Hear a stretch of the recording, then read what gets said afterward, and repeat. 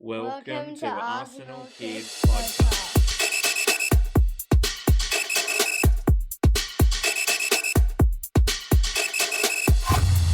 Hello and welcome to Arsenal Kids Podcast, and my name is Madi, and I'm joined by my co-host Ben. It is great to have you join us for this episode. Yes, hello listeners. Hello Maddie, welcome to episode number 170.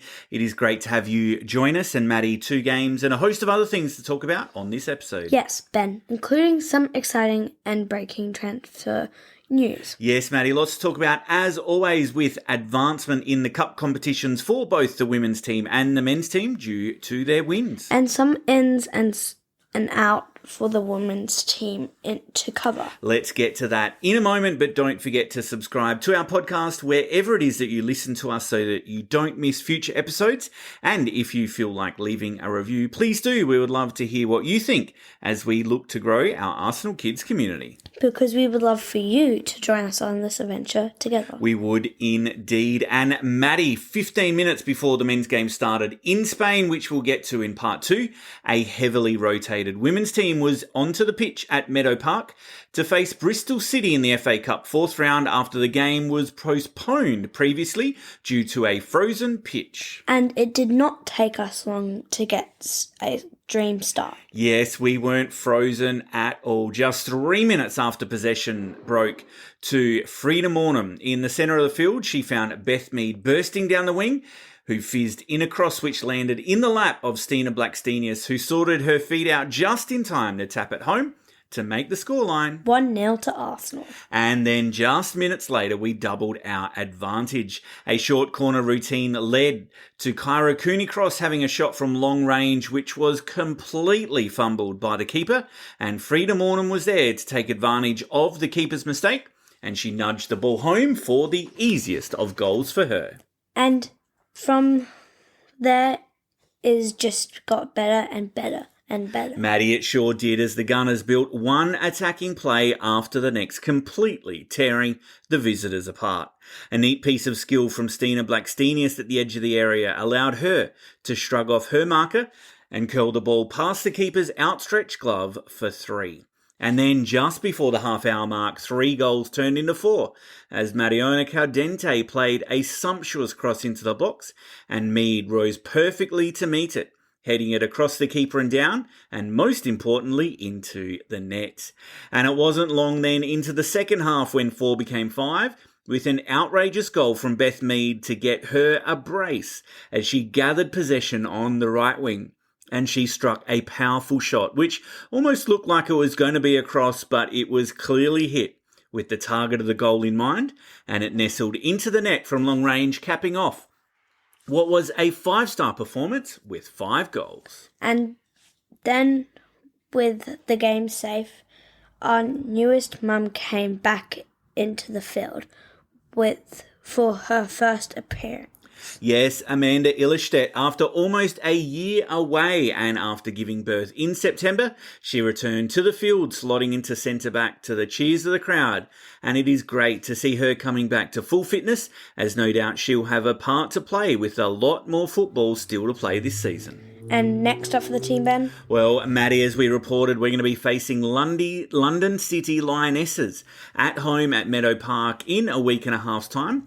Before then, however, is a big test for the team in the Super League, as they're going to be playing Manchester City away from home this weekend. Okay, Ben. And now on to transfer news. Sure thing, Mads. Do you want to start with the ins or with the outs? How about we start with the outs?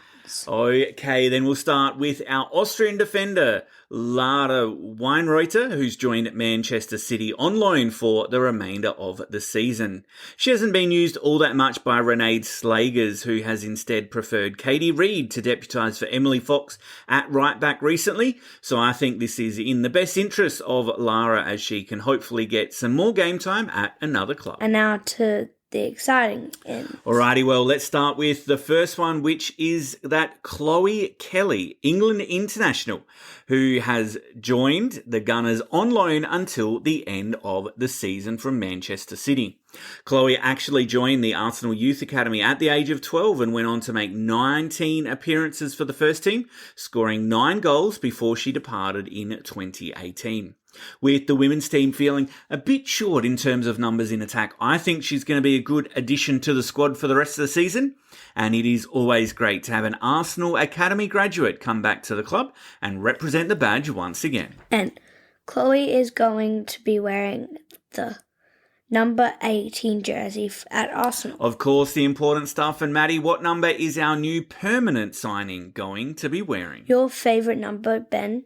Jenna will be wearing number 22. A great number indeed. And Jenna Nighswonger has joined the Gunners on a permanent transfer from US National Women's Soccer League side, Gotham FC. Can you tell us a bit about her, Ben? Well, Madi, Jenna was born in California and came through the college system with Florida State Seminoles before being drafted to Gotham in January of 2023, where she's gone on to make 46 appearances and score 4 goals for the club as they won the NWSL Championship in 2023. Her individual performances that year were recognised as she was chosen as the 2023 NWSL Rookie of the Year. That's led to her winning 18 caps for the United States women's national team, where she's also scored 2 goals, lifting the CONCACAF Women's Gold Cup in March of last year, and also winning a gold medal at the Paris Olympics as well. And despite being just 24 years of age, she plays the real maturity and presents. She does. She knows what it takes to compete and win on the biggest stages at both domestic and international level. And so we're hopeful that she can lead the Gunners to more trophies in the near future. So welcome, Jenna, and we hope to see you on our pitch soon. Okay, well, let's leave it there for part 1, and we'll be right back after this with part number 2. Welcome back. And Ben, straight onto our men's team Champions League game. Yes, Maddie, the last of the league phase. Match day 8. 2 more match days than any of the previous seasons of the Champions League. And we know that the Opta supercomputer gave Arsenal the slimmest of odds to not make it through to the round of 16, meaning that we would avoid an extra 2-legged playoff. And we ended up doing more than enough to secure our future on the night. And it was a rotated team that lined up in Spain. It was, as we faced Girona, who due to their own poor performances in the Champions League were unable to progress further in the competition. But with any game, we know there is still pride on the line, and the opportunity for them to come up against a good opponent like Arsenal would give them maybe some bragging rights if they were to take anything from the game. And we had a goalkeeper start this first game. Yes, another one. I think it is the third this season, with Jack Porter and Tommy Setford having also both debuted. This time it was Neto in goal, and despite getting caught on the ball early and almost getting sent off, he did enough to help us get the 3 points. Also, a big shout out to Big Gabby, Gabriel Magalhaes, who made his 200th appearance for the Gunners on the night as well, over which he scored 20 goals since he joined us in September of 2020. To the game now, and we have had the ball in the back of the net first. We did, with Calafiore being flagged for offside, but then it was against the run of play that Girona scored a goal after a great through ball by the opponents caught Neto well off his line. And Danjuma gave the hosts the lead. Then we turned things around though, as Thomas Partey was fouled in the box, and the referee pointed to the spot where Jorginho stepped up to put it away and level the score. And then our player of the match had his coming of age moment. Yes, Ethan Nwaneri, clearly the best player on the field on the night.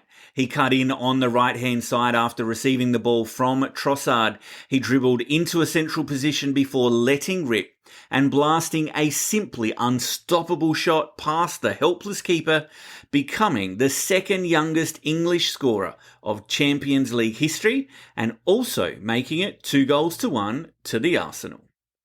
Girona then had the ball in the back of the net and they celebrated wildly. Unfortunately, though, on review, it was deemed to be offside by VAR before Then a Girona defender handled the ball in the box, giving Sterling the opportunity to score from the penalty spot. But as he stepped up, the Girona keeper guessed the right way and pushed the attempt round the post. It didn't matter though, as we won and we are now into the Champions League round of 16. And what is next for the team, Ben? Well, Maddie, back to Premier League action this weekend. We're just like the women's team. The men's team are playing Manchester City, though they are going to be hosting them at Emirates Stadium in what really is a huge game for our season title hopes this weekend. Okay, well, let's wrap it up for this episode.